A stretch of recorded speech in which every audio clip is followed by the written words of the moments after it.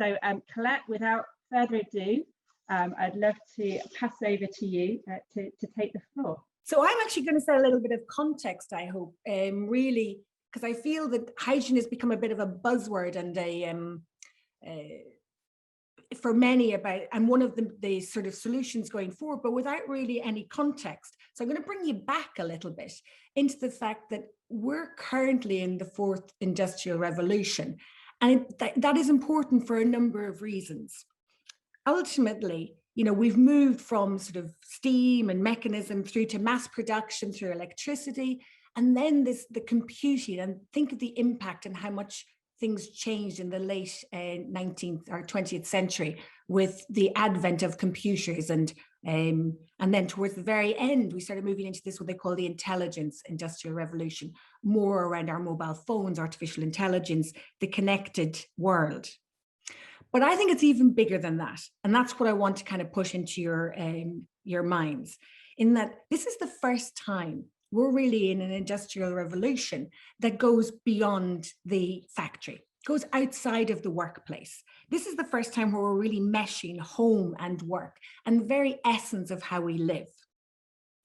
And I think that's actually been emphasized by our current conditions in the pandemic. We're working from home, and the way we've used data and the way we communicate and the way the world is really connected. And it's not just about data, it's about biological. Think of how many of you, use your phones or your watches. They're like little mini computers now, connecting your health as well as your working ability. So a very different world that we're living in. And yet that backdrop is in also one of the biggest, most amazing changes we've seen around climate change, and the acceptance that how we're changing and how we're interacting with the planet is having a massive impact on the planet. And so, we quite often simplify things in these conversations to being, it's about fossil fuels. And that's why the conversation today around hydrogen and the future of transportation, to my mind, is super relevant. Because I challenge that it's definitely about fossil fuels, but it's also about how we live. It's about how in just 2 generations, we have across the globe incredibly different carbon footprints. Europe has embraced the EV. So many people, as part of this audience, is probably quite big champions of the electric vehicle. And I would say that it's one of the winners of the current industrial revolution and the impact of climate change. But I would challenge that it may not be the final solution. And that as a result, there's some real questions around what are the other options that we could be looking at. And so the answer is quite complex. And as Philippa mentioned, it's what's the supply going to look like? How are we really going to evolve and move on this journey? And so I want to take a moment to bring you to the North Sea and look at what does transition look like. Whoops. And I find this one of the most enabling sort of descriptions of the energy transition. I get that it's only for the UK. There's a much bigger picture out there. But if you look at it from the perspective of the UK, this captures how a whole basin, but an energy system, will change from 2020 through to 2050. And I'm using in this case just the CCC data. It changes. I mean, there's even been updates on these numbers since I put them in because of the new CCC report, but it gives you the essence of it. And there's a couple of key messages that I want to try and sort of bring to you. The first is the pictures on the right-hand side. What you see in 2019 is kind of what the North Sea looks like today. Predominantly oil and gas, some wind farms. But the expectation by 2050 is that we're going to have a really integrated energy basin. And there's a number of reasons. And actually, harking back to the EVs, one of the drivers of this need for a big change in the North Sea, because electrical generation is going to become critical to our overall transition to a net zero future. So if I bring you to the bubbles, you can see that currently the value generation and the delivery of energy right now in 2020 is predominantly oil and gas. The pie is about 24 billion in value, and it's mostly delivered through oil and gas. But that changes with time. oil and gas diminishes, not only in demand, but in its ability to deliver from the North Sea. We see a huge growth in delivery in wind. And I would challenge that the volumes that we've even encountered here in this particular profile from the CCC are not aspirational enough and will not deliver the level of electricity we need for a truly electrified nation that we seem to be driving towards. It looks at hydrogen production. You can see virtually zero now to quite a large amount of hydrogen going forward. And there's a big CCUS delivery. And that actually is tied to the assumptions currently in the CCC report are that you're going to have quite a bit of blue hydrogen. And blue hydrogen requires carbon sequestration to meet its blue credentials. But the thing that you should take away from this, because I think a lot of people think that oil and gas are kind of in competition with the new energy generation opportunities. And we're not really, because the pie becomes bigger. The pie actually gets nearly twice the size of or it is over twice the size of the current pie. So if you look 2020, 24 billion in value. By 2050, this energy profile is worth nearly 50 billion pounds a year. So there is enough opportunity and enough room for everybody. And I think, you know, there's elements here that means that it's an opportunity for all of us to work together. But if as a nation we're going to deliver net zero, we kind of have to work together. But it also says that EVs are not the only option. And actually, we're going to have to start looking at all sorts of energy generation. And that's not just for cars, because ultimately we're going to need power generation in many forms. And why hydrogen becomes super important in this scenario is really because of its flexibility. And that's sort of what we want to start looking at. We have limited amounts of hydrogen today, about 27 terawatt hours. We're expecting to need at least 270 terawatt hours by 2050. I would suggest it's even more than that because of the flexibility that hydrogen gives you. One of our biggest challenges when we look at the increased demand of electricity in the grid is that where we will generate this electricity, which will be particularly in our growth scenarios, which is around floating wind, North Sea, best wind, best reliability, is not actually where you need electricity. So we're going to have to find really good, economic, efficient ways of moving that electricity to where you need it.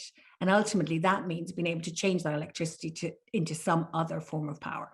So that's when hydrogen starts becoming super important. But for all, and I think this is the crux of the conversation we're having today, for all of our current new energy sources, we have a challenge. We've seen onshore wind and shallow wind reducing costs really dramatically over the last 10 or 15 years. But with CCUS, blue hydrogen, green hydrogen, we have technologies that will enable them, but they're not affordable. They're all expensive. And ultimately, if we need a just transition, if we need to move to a new world, we need one that's actually affordable to everybody. And at the moment, that's not where we're at. So that's why these conversations with APC, and you're going to hear from Gareth and the catapults later, innovation is really important. Currently, you know, as I've said, blue requires CCUS, which obviously makes it expensive. Green requires a huge amount of power. So we need to innovate to bring the opportunity that hydrogen could provide to us as a nation into an affordable place. And why is that important? Well, ultimately, hydrogen has a role in mobility, a much greater role than maybe people want to think about. You know, it has a greater energy capacity. It's mobile, it's flexible. This concept of how do you get all of that power you've generated from the place where it's not needed, which is north of Shetland, down to south of the M4. How do you do that? Hydrogen is one of your sort of best solutions for that. But it also has a greater flexibility in that it also has a role in heavy industry. It can, this really allows us to start replacing oil and gas. One of the reasons that there is a transition is that oil and gas has for many years been a single solution to many demands and needs, from high heat generation for glass manufacturing and cement manufacturing through to turning on your gas hub in your house and delivering your dinner, getting into your car, getting into a plane. One source. Okay, we know within our industry that it's really multiple sources of a similar product, but ultimately hydrocarbon has answered a very clear demand. On top of that, it answers nearly 19,000 daily products that we use, from our shampoo to the ink in our pens, are all have a hydrocarbon base. So there's a lot of things that need to change. And to find an alternative product that has a high level of flexibility is really valuable to us when we start looking at this transition. And hydrogen is one of those products. The other thing that's really advantageous to the UK is that we are quite rich in potential. So this is the part where we talk about a transition. If you think about, we can't move directly to green generated hydrogen. The amount of wind required is more than 10 times the amount of wind we have today to allow us to supply the EV expectation, to supply the normal electricity, to then increase that because we're trying to electrify more homes, to then have spare capacity to make hydrogen. We are nowhere close to having that capability at the moment with with renewable generation. So there is a transition, and that's where blue hydrogen becomes really important, because it would allow us to begin this hydrogen economy, to start generating and developing hydrogen solutions, but also start thinking about how you connect the UK with a hydrogen backbone, which in fairness is already being considered by a number of the electricity supply companies. And then you can start moving hydrogen through the country, but that provides opportunity. It may be for power at the moment, but that becomes an opportunity for other distributed networks for hydrogen. And we do have blue hydrogen generation potential around the country. So while the green is predominantly going to be north of Scotland, actually blue has opportunities all across the country right now. And there are projects that are looking at that from this southern and central North Sea, all the way through up into the northeast of Scotland, East Irish Sea, Central Belt. I mean, there's really great activity already going on around both blue and green hydrogen. And so that's what makes it quite exciting and a major opportunity for the UK. So we have natural assets, we have skills, we have capability, we have projects, and this is a good start. But the other thing that we need to really think about, and I know Gareth will talk about this a little bit more, is that hydrogen is an end-to-end challenge. And what I mean by that is, it's not just about, well, if we manage to generate it, we're good. Or if we create the demand, we're good.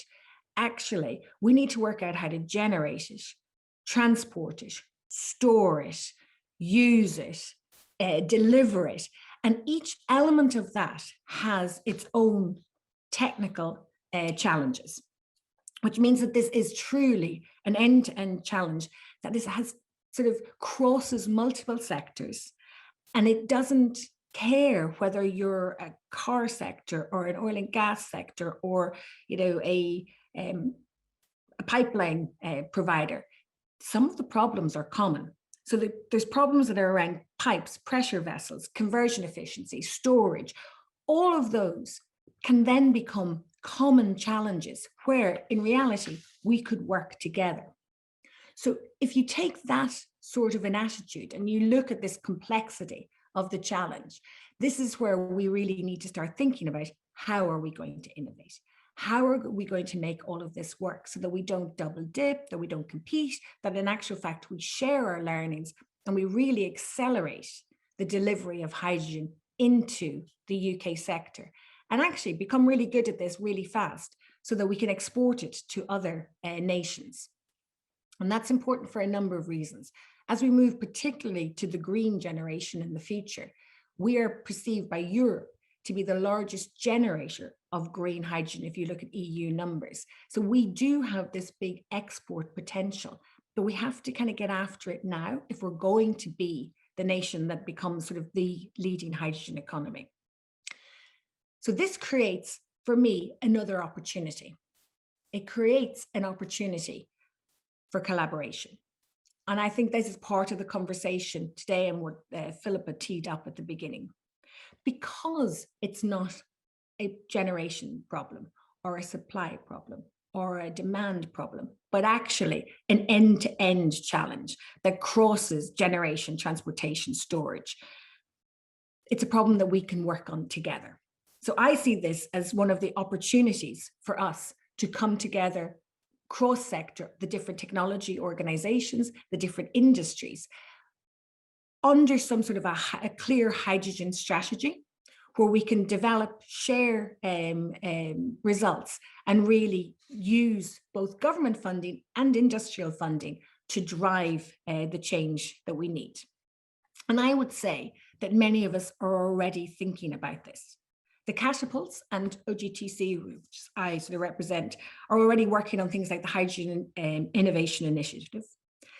St. Andrews, in fairness, has already put in a hydrogen accelerator. We need a nationally connected hydrogen technology concept where we have these hydrogen accelerators, we have projects going on, but they're all connected and they're all in service of like a national mission to become a hydrogen economy. I believe that we actually have, as a nation, the skills to do it. We have the natural resources. We have the capacity, both intellectual and financial. But I would say so far that our approach is disconnected, goodwill-based, and quite sporadic. That if we're actually going to win this as a kind of global challenge, we need an industry-led commitment to hydrogen economy. And we need that to be supported by government. And government is important because not only does it seed initial funding and allow you to accelerate through those early innovation phases, but by setting the right policy and setting the right targets, volumes that we want to deliver as a nation, that we're going to use hydrogen power, you know, within industry or for planes or whatever we decide we want to do. Once that's identified, industry will then find a way to supply that. But you need that clarity. So even if you think about it, there was a commitment to, you know, getting rid of petrol and diesel cars and moving to EVs. That drove a whole, industry to prepare to have the EVs. You see a whole other sector now looking at how you power those and how you recharge. So once you set that expectation through policy, you create the environment and the ecosystem you need for industry and supply chain to come in and fill it. And I think we also need to create a focus on our own innovation and our ability to manufacture. So that means we need to develop our own capability, our own IP, and we need to ensure that we're developing the sort of the skills and the education system to support it. So we have the next generation of skilled workers.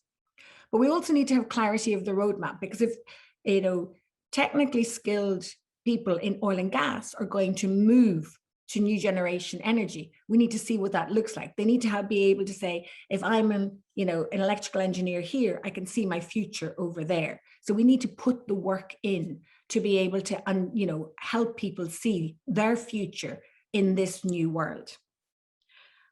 I would finish on, I think hydrogen offers an amazing opportunity to the UK, but there are many countries in this race. And I think that if we don't get into action with clear intent, and we don't get a commitment that the UK wants to become a hydrogen economy, then we're going to miss this opportunity. And this opportunity is hugely valuable. And it's a massive opportunity for our industrial sector, our supply chain, and next generation, but also in our commitment as a nation to net zero.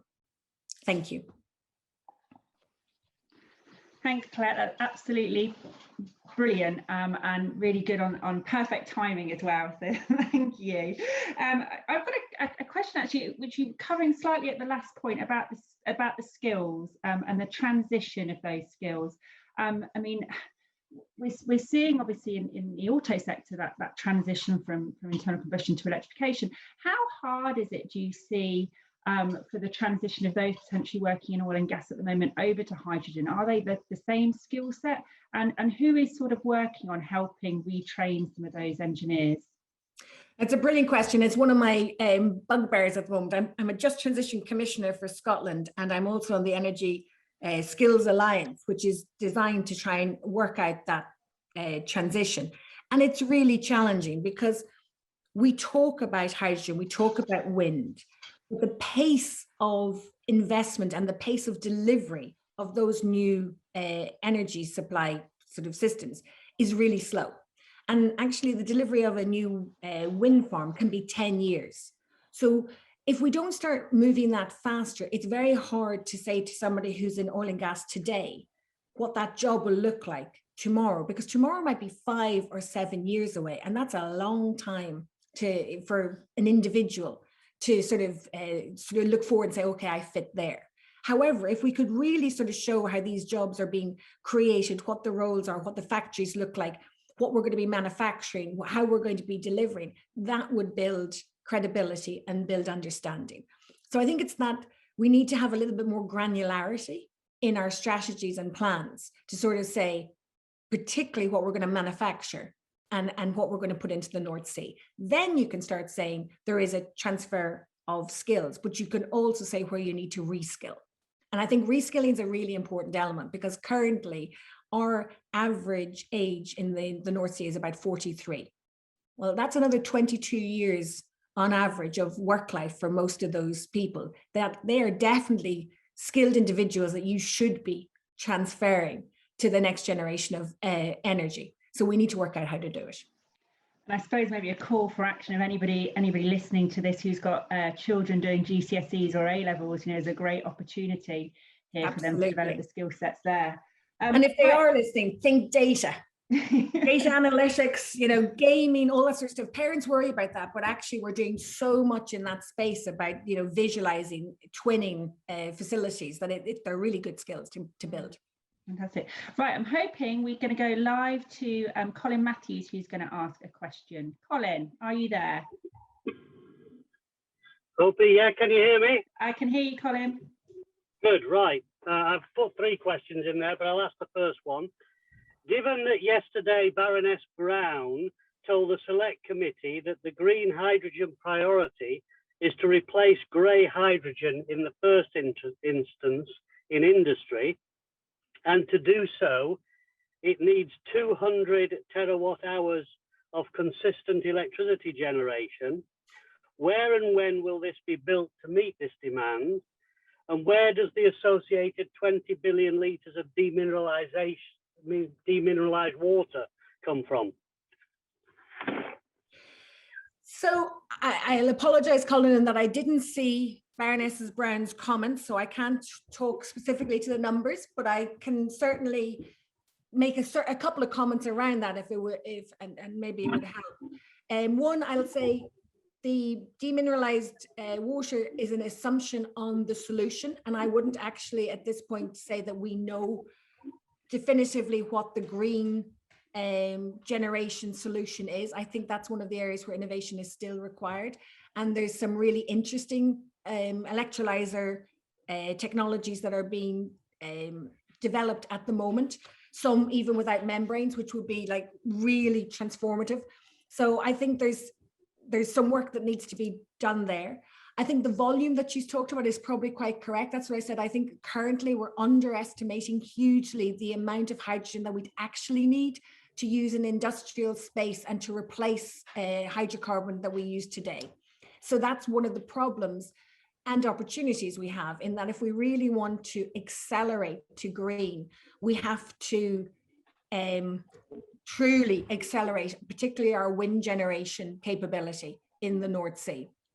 So, and alternative technology solutions.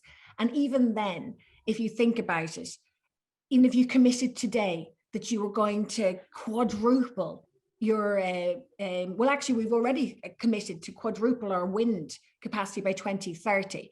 And that we believe can be done, but it's a real challenge. But there's no expectation that you could double that again. And just getting the quadruple increase is only going to meet, to a great extent, expected domestic demand, not getting into the huge industrial demand side that we're now talking about for hydrogen. So I think it's good for them to be having these conversations. It's good to put out numbers and expectation, but that would require a complete paradigm shift in our approach to the acceleration of hydrogen generation within the country. Can I come back with that? Yeah, go on, Colin. Yeah. Well, the other thing is, you talk about wind, but wind is intermittent. We need consistent electricity because of the consistent demand across industry. So we need to look beyond just the wind and solar. We need perhaps more nuclear to be able to give the base load that industrial demand will need. Yeah, that's true, and it's kind of not true at the same time nowadays. I agree, but that's why we're thinking of what they would call a North Sea grid, so that if you actually have wind generation with excess capacity across the North Sea, you would do two things. You would have consistent power generation at all times for the base load, but you would also have excess during high wind, and this is where hydrogen and things like that become really important, where you convert that into alternative power sources, so that that's, I mean, the North Sea, one of the reasons that platforms didn't convert to, I don't know if you remember, but years ago, people used to talk about, well, we could just put a wind turbine on the side of a platform.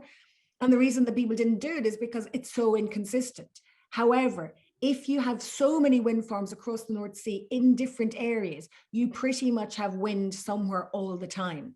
And that's the concept. And then if you have excess capability, you're turning that into an alternative power source. So during that period where you maybe don't have full capacity for baseload, you have alternatives like hydrogen or fuel cells generated, so that they provide that, you kick directly into that. So I think they're definitely looking at that consistency as a priority. Yeah, but you're absolutely right. I mean, the wind blows 27% of the time in the UK. So to have 200 terawatt hours, you effectively need 800 terawatts of wind turbines to accommodate for that, to hope that it's going to be blowing in the right place at the right time. It doesn't quite work like that, but I think we probably won't talk about anything that could take a very long time, because it is about excess capacity in building. So that's where storage and that becomes so important.